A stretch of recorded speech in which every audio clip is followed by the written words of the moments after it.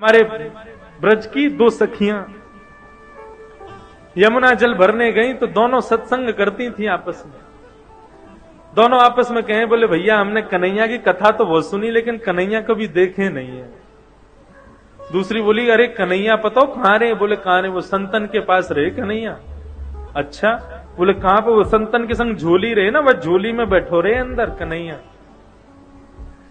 अच्छा, कब मिलेगो हमें, कब दर्शन देगो झोली से निकल के? तभी एक संत वहां पर आकर के यमुना किनारे बैठे, उन्होंने अपना झोली कमंडल सब उतार के वहां रख दिया और स्वयं यमुना जी में स्नान करने चले गए।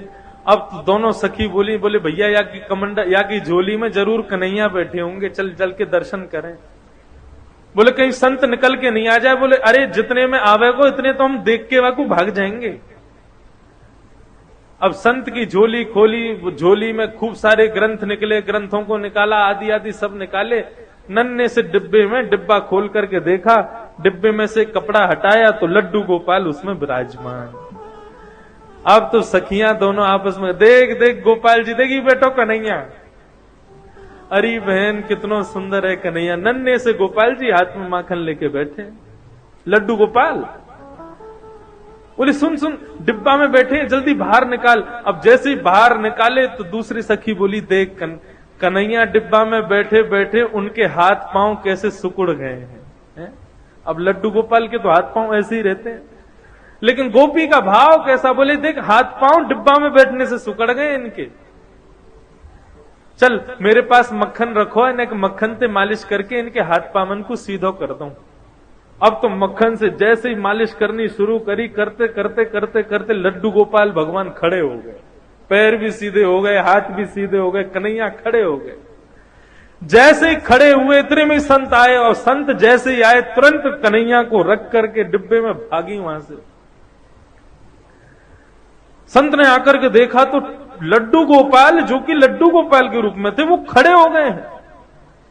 संत ने तो कहा कि अब उन सखी रुकती तो उनको प्रणाम करता, वो तो चली गई। प्रभु आज आपने बड़ी कृपा करी, आपने ऐसा चमत्कार दिखाया, आज ऐसे स्वरूप में दर्शन दिए। साष्टांग दंडवत करके जैसे ही चरण स्पर्श किए, संत का स्पर्श करते ही लड्डू गोपाल फिर से लड्डू गोपाल बन गए। संत के नेत्रों से आंसू बहने लगे, 2-4 घंटे रोता ही रहा। बोले प्रभु उन सखियों को ये तक नहीं पता कि आपके भोग के लिए मंत्र क्या बोलना चाहिए, आपका स्पर्श कैसे करना चाहिए, आपका भोग कैसे लगाना चाहिए। ऐसे अबोध उन सखियों के भाव से आप सीधे हो गए, और मैं जिसने आपकी प्राप्ति के लिए घर छोड़ा, परिवार छोड़ा, सब कुछ छोड़ के सन्यासी बना, मेरे स्पर्श करते आप फिर से लड्डू गोपाल बन गए। क्यों? आपको मैं प्रिय नहीं हूं? भगवान बोले अब तो बोलना ही पड़ेगा। तुरंत गोपाल जी बोलने लगे, बोले देखो हम आपके पास रहते हैं क्योंकि आप भाव से हमारी सेवा करते हो, लेकिन आप सदैव हमको मूर्ति मानते हो। उन सखियों ने हमको मूर्ति नहीं माना, इसलिए हम खड़े हो गए। ये मूर्ति भाव अपने हृदय से निकाल दो। हम सदैव आपसे भी बात करेंगे।